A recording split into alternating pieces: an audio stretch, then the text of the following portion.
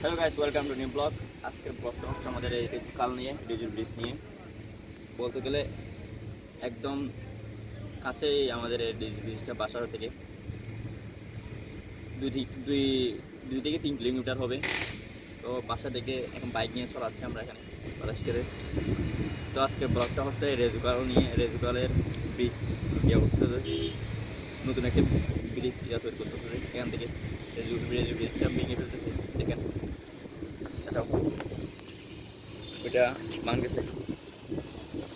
ভাঙতেছে, তারপর ওইটা নতুন গ্যাপ ব্রিজ করতেছে। ওইটা একটু একটু দেখা যাচ্ছে, একটু একটু দেখা যাচ্ছে বাকি আছে। তারপর ভিউটা দেখেন সাধারণ। তো আমি বলতে চাচ্ছি, নতুন ব্রিজ হওয়ার পর আপনার চলে আসেন এখানে ঘুরতে। আমার মনে হয় অনেক বছর পর, আরও 2 থেকে 3-4 বছর পর আরও এই জায়গাটা অনেক ফেমাস হয়ে যাবে, ভাইরাল হয়ে যাবে।